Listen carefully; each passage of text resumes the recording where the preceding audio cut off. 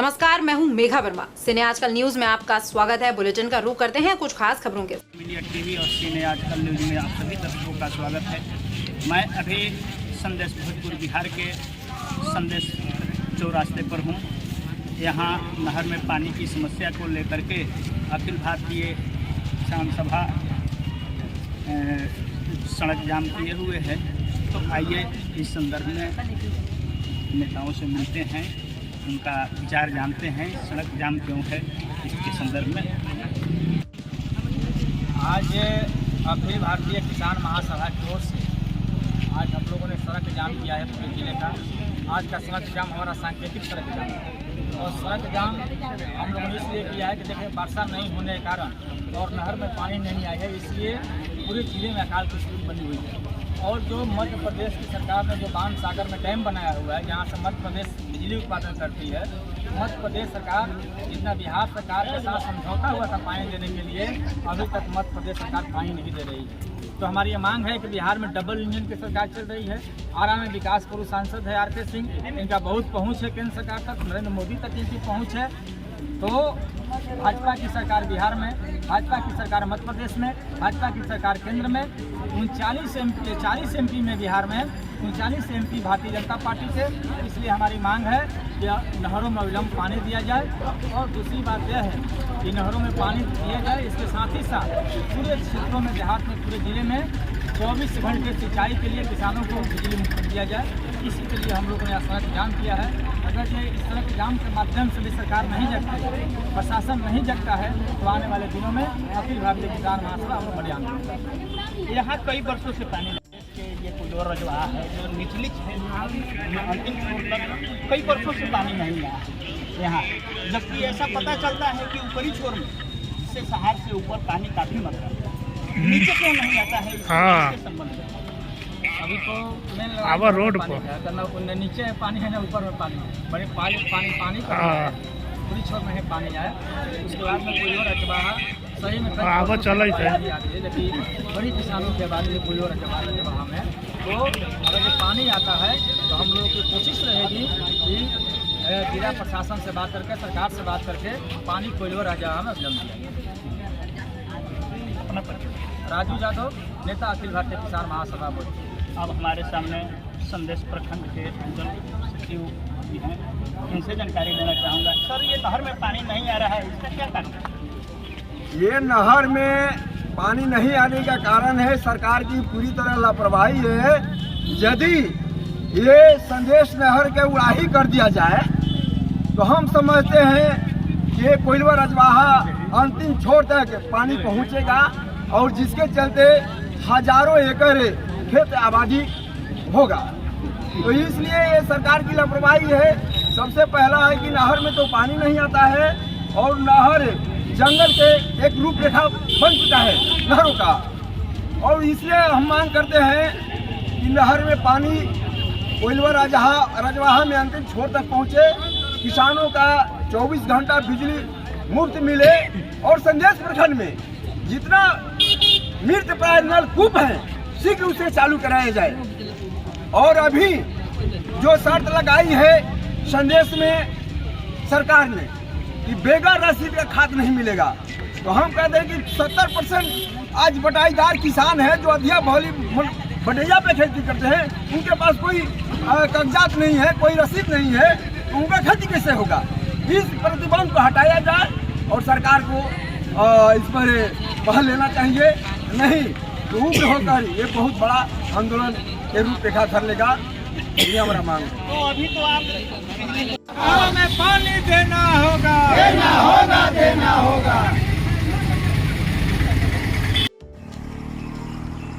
नहर में पानी नहीं रहने से नहर में घास फूस झाड़ी उगाए हैं। इसको लेकर के भाकपा माले के कई नेताओं ने आज सड़क जाम किया था।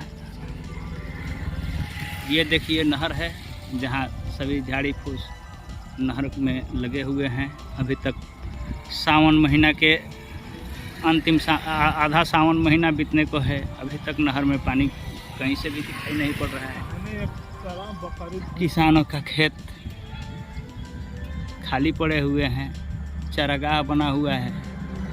ये देखिए बकरी से लेकर के कई जानवर खेतों में चरते नज़र आ रहे हैं। सभी खेत में घास फूस है, कुछ खेत को जोत करके किसान धान रोपनी के लिए ठीक किए हुए हैं। और यहाँ उपस्थित पार्टी के तमाम नेतागण, किसान साथियों, संदेश बाजार पर जहाँ तक मेरी आवाज़ पहुँच रही है, तमाम व्यवसायिक बंधुओं, यहाँ जाम में खड़े वाहन चालक साथियों, आप सबों को मैं भाकपा माले की ओर से, अखिल भारतीय किसान महासभा की ओर से आप सबों को क्रांतिकारी अभिनंदन, लाल सलाम करते हैं। वाहन चालक भाइयों, जरूर इस बंदी के कारण आपको कष्ट हुआ है, आपसे माफी चाहेंगे। आपने भी हमारे इस किसानों के सवालों पर बंद के समर्थन में खड़े रहें। साथियों, अभी वर्षा नहीं हो रही है, वर्षा भी अपना पता नहीं क्यों नहीं बरस रहा है और इधर सोन नहर सूखा पड़ा हुआ है। और सूखा क्यों पड़ा हुआ है? इस डबल इंजन की सरकार चल रही है बिहार में। सूखा इसलिए पड़ा हुआ है, ऐसा नहीं तो कोई प्राकृतिक आपदा आ गया है। मध्य प्रदेश में जो बांध सागर है, जो बांध बना हुआ है मध्य प्रदेश की सरकार ने, जब बांध बना तो बिहार और मध्य प्रदेश के सरकारों के बीच में समझौता हुआ कि 3200 क्यूसेक पानी मध्य प्रदेश की सरकार बिहार सरकार को देगी। लेकिन मध्य प्रदेश की सरकार ने बिहार को, और बांध सागर में मध्य प्रदेश बिजली उत्पादन का काम करता है और जब उसकी पानी की पूर्ति हो जाएगी तब वो हमें पानी देगा। बिहार में डबल इंजन की सरकार चल रही है। वोट मांग रहे थे कि लोग, आज बिहार में भाजपा की सरकार है, मध्य प्रदेश में भाजपा की सरकार है, केंद्र में भारतीय जनता पार्टी की सरकार है। बिहार के 40 लोकसभा क्षेत्रों में 39 सांसद एनडीए के सांसद हैं, भारतीय जनता पार्टी के सांसद हैं, लेकिन फिर भी यह मध्य प्रदेश से बिहार के किसानों को पानी देने में नाकाम रहे हैं। किसानों को पानी नहीं दिला पा रहे हैं और पूरे जिले में सूखे की स्थिति बनी हुई है।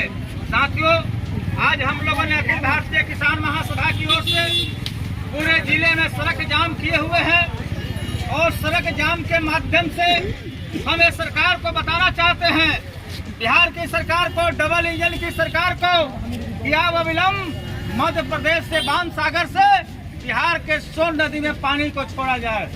और हम लोग इसी के साथ लंबे समय से मांग कर रहे हैं। हमारे यहाँ के पूर्व के किसान नेताओं ने 1984 से मांग कर रहे हैं कि इंदरपुरी में जलाशय, कदवन जलाशय परियोजना को लागू किया जाए।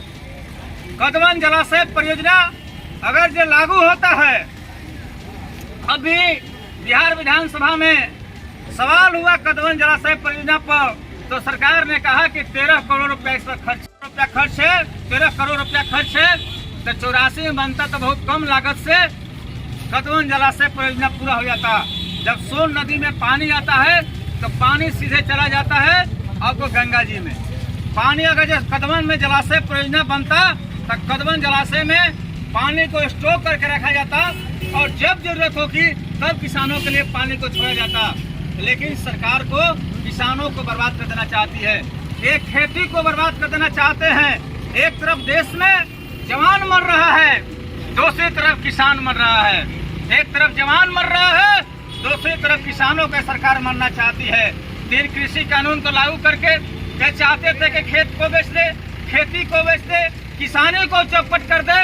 आज खेती में देखिए कि भोजपुर के आरा में संजोग है कि आरा सदर के विधायक माननीय अमरेंद्र प्रताप सिंह जी बिहार सरकार में कृषि मंत्री हैं और उन कृषि मंत्री को भोजपुर के ही किसानों से कोई मतलब नहीं है, कोई लेना देना नहीं है। आरा के सांसद आर के सिंह लोगों ने कहा चुनाव के समय में तो बड़ी विकास पुरुष हैं, बड़ी इनका लाट है, बड़ी पैरवी है, बड़ी काम कराएंगे। लेकिन जो एनडीए यूपीए के सरकार में जो 4 लेन और 6 लेन पाल सिंह प्रधानमंत्री थे देश के, यूपीए के सरकार के तमाम परियोजनाओं पर ये उद्घाटन कर रहे हैं, लेकिन एक भी एक इनका नली गली का विकास, सड़क का विकास गाँव में नहीं चल रहा। अभी संदेश बाजार पर लोगों को पानी पीने के नहीं मिल रहा, पानी का संकट है, शुद्ध पानी नहीं मिल रहा है। और आपने वोट दिया था आर.के. सिंह को, लोकसभा में आपने चुनाव जीते, लेकिन संदेश में लोगों को पानी के संकट है, इससे सांसद को कोई मतलब नहीं है। नहरों में पानी नहीं आ रहा है, इससे सांसद को कोई मतलब नहीं है। आज जो भी लोग बिजली से कनेक्शन करके कई इलाकों में मोटर चला रहे हैं, खेती कर रहे हैं, अपने खेती को जिंदा रखना चाहते हैं, उनको प्रशासन बंद करा रही। पानी का लेयर भी समाप्त हो रहा है और देहातों में बिजली को काटा जा रहा है। हमारी मांग है आज के इस चक्का जाम के माध्यम से कि नीतीश जी अविलंब, और यहाँ के जो विकास पुरुष सांसद हैं, आप मध्य प्रदेश सरकार से बात कीजिए, पान सागर से बिहार के सोन नहर के लिए पानी छोड़वाइए। और आप खुद बिजली मंत्री हैं, ऊर्जा मंत्री हैं भारत सरकार के, आप पूरे भोजपुर में किसानों को 24 घंटे सिंचाई के लिए बिजली को आप फ्री कीजिए, कि तो कम से कम किसान अपने जीविकोपार्जन कर सके, धान की खेती कर सके। इसलिए साथियों, आज जो देख रहे हैं जो सरकार का जो रवैया है, बिहार सरकार, केंद्र सरकार जब से आई है, अभी आप मैं साथी चर्चा करते महंगाई बढ़ गई है, अभी रोटी हो गया। सोचिएगा, ध्यान से सुनिएगा, रोटी पर जीएसटी 5% और हीरा पर जीएसटी 1.5%। अब बताइए कि हीरा कौन लोग खरीदेंगे? संदेश में कितने लोग हैं जो लोग हीरा खरीदेंगे? बड़े लोग हीरा खरीदेंगे, इसलिए हीरा पर जीएसटी 1.5% और रोटी आम गरीबों को खाना है, इसलिए उस पर जीएसटी कितना? 5%। इसलिए साथियों, आप लगातार आजादी के बाद पहली बार अनाज पर टैक्स लगाया गया है, रोटी पर टैक्स लगाया गया है, 400 रुपया क्विंटल पर जीएसटी लगा दिया गया चावल पर, और 180 रुपया आपके आटा पर। 25 किलो से कम आटा लीजिएगा, उस पर भी जीएसटी आपको 5% देना है। आप सोचिए ये सरकार कहाँ जा रहा है। अभी देश में अग्निपथ योजना लागू किया गया, आर्मी के बहाली के लिए हमारे बहुत सारे नौजवान साथी यहाँ खड़े हैं। कई लोग इसी संदेश के रोड सड़कों पर, गाँव में पगडंडियों पर, चाहे ठंडा हो, चाहे गर्मी हो, चाहे बरसात हो, वह जवान लड़का जिसकी उम्र 18 से 22-23 साल होती है, वो हाफ पैंट पहन करके सड़कों पर दौड़ता है, देश के जज्बा के लिए हुए, राष्ट्रभक्ति का जज्बा लिए हुए कि हम सेना में जाएंगे, सेना की नौकरी करेंगे। और जब सेना में उसकी नौकरी होती थी तो उस गांव में लोग गर्व महसूस करते थे कि हमारे गांव का बेटा तो देश के सेवा के लिए सेना में गए हुए हैं। अगर ये शहादत होती थी हमारे सेना के जवानों को बॉर्डर पर, तब भी पूरे इलाके के लोग उस पर गर्व महसूस करते थे कि हमारे इलाका का बेटा वह शहीद हुआ है बॉर्डर पर दुश्मनों से लड़ते हुए। आप सोचिए, हमारे देश की सेना जो इतनी मजबूत सेना थी, जिसने पाकिस्तान के खिलाफ लड़ाई लड़ करके जीती, जिसने चाइना के खिलाफ लड़ाई लड़ करके जीती, कई लड़ाइयों हमारी सेना ने जीती, जो इतनी मजबूत सेना है, आज सेना में बहाली कर दिया गया 4 साल के लिए। और सोचिए 17 साल पे ज्वाइनिंग, 21 साल में रिटायरमेंट, लड़कों को रिटायरमेंट कर दिया जाए, वो क्या करेगा आकर के? हम लोग पहली बार देख रहे हैं भारतीय जनता पार्टी के इस राज्य में अग्निपथ योजना जो बहाली हो रही है, उसके खिलाफ में पूरे आंदोलन है। आप सब लोगों ने देखा होगा, पूरा इसे बक्सर से लेकर के पूरे बिहार में, पूरे देश में इस सेना अग्निपथ योजना के खिलाफ में युवाओं ने सड़कों को उतरा, लोगों ने आंदोलन किया। और जब भर्ती प्रक्रिया चल रही है तो उसमें जाति पूछा जा रहा है, उसमें धर्म पूछा जा रहा है। जब सेना में आरक्षण नहीं है, सेना में रिजर्वेशन नहीं है, तब जाति और धर्म का क्या मतलब है? किस लिए पूछा जा रहा है? आपको इस साजिश को समझना होगा कि अब जात पूछ कर क्या सेना में बहाली होगी, और धर्म पूछ कर क्या सेना में बहाली होगी। और अब सेना और जाति और धर्म का कलम दिया गया है। इसलिए साथियों, यह जो लड़ाई है, अभी आप देख रहे हैं कि हरियाणा में आप तमाम लोग स्कूल में बच्चे पढ़ रहे हैं, अगर जो आपका बेटा सरकारी विद्यालय में पढ़ने जाएगा तो 500 रुपया आपको देना होगा। अगर जो आपका बेटा प्राइवेट स्कूल में पढ़ने जाएगा तो सरकार 1100 रुपया आपको देगी। यानी सब लोग चाहे कि प्राइवेट स्कूल में भेजे और कुछ दिनों में प्राइवेट तो सरकारी विद्यालय है उसको सरकार कहेगा कि सरकार के यहाँ तो कोई स्कूल में पढ़ने ही नहीं आता है। इसलिए अब जरूरत है कि सरकारी विद्यालयों को भंग करके तमाम विद्यालयों को बेच दिया गया। सब कुछ बेचा जा रहा है। आपको सेल वेल बेच दिया गया, रेलवे बेच दिया गया, BSNL बेच दिया गया, आपका ये LIC बेच दिया गया, बैंकों को बेच दिया गया, स्कूल बेच रहे हैं, अस्पताल बेच रहे हैं, तमाम चीजों को बेचा जा रहा है। यह सरकार ऐसी बनी है जो 75 सालों में जो आजादी का ये अमृत महोत्सव मना रहे हैं। कैसा अमृत महोत्सव? आप अमृत पीजिएगा और देश की जनता को विष पिला रहे हैं। अमृत महोत्सव में लोगों को रोजगार नहीं है। अमृत महोत्सव में ही मना रहे हैं कि रोटी पर आपने टैक्स लगा लिया। आप अंग्रेजों से भी खतरनाक सरकार है, अंग्रेजों से भी खतरनाक सरकार है कि रोजी और अनाज पर टैक्स लगा रही है। सड़कों को निजीकरण किया जा रहा है। ये जो सड़क बना है इस सड़क पर किसका जमीन गया है? किसानों ने जमीन दिया था कि हम सड़क बनेगी, सड़क का चौड़ीकरण होगा और किसानों से जमीन लेकर के सड़क बनाया जा रहा है और इस सड़क को निजी कंपनियों को दिया जा रहा है। निजी कंपनियों को दिया जा रहा है, इसको बेचा जा रहा है सड़क को भी। अभी हम देख रहे हैं कि जगदीशपुर में सड़क पहले ही बनती थी, कोई नई सड़क नहीं बन रही है। अब आबादी बढ़ी है, गाड़ियों की संख्या बढ़ी है, उस हिसाब से सड़कों का चौड़ीकरण किया जा रहा है। लेकिन हम देख रहे हैं कि जगदीशपुर में जो मेन रोड सड़क बन रहा है और सड़क एक कम किया, टोल टैक्स वहाँ अब लगेगा, टोल लेना होगा आपको। और इसलिए साथियों हम लोगों ने सुना था बचपन में, हम लोग के दादा लोग बताते थे कि ये जो नहर था, नहर पर अगर जब भैंस चली जाती थी, बैलगाड़ी चली जाती थी तो अंग्रेज इसको बंद कर देते थे, टैक्स वसूलते थे। अगर इस सड़क पर आने वाले दिनों में जिसलिए सड़क में भी गया तो आप पैदल भी चलने के लिए आपको टैक्स देना होगा। आप साइकिल लेकर नहीं चल सकते हैं। इस साजिश को समझिए, इस सरकार को समझिए। यह सरकार यह जनता जन विरोधी सरकार है और इसलिए ये जो भारतीय जनता पार्टी जो देश में ये महंगाई खत्म करने के लिए आए थे, बेरोजगार नौजवानों को रोजगार देने के लिए आए थे, किसानों को समर्थन मूल्य का लागत दोगुना देने के लिए आए थे। लेकिन आकर ये क्या कर रहे हैं हिंदू मुसलमान? जब देखिए तब देश में हिंदू मुसलमान तनाव पैदा करना चाहते हैं, ये जाति की राजनीति करना चाहते हैं, धर्म में लोगों को बांटना चाहते हैं। भारतीय जनता पार्टी के लोगों, यह जो बिहार है, यह हिंदुस्तान, यह देश के आजादी के आंदोलन के गद्दार गुलवर्कर और हेडक्वार का हिंदुस्तान नहीं है।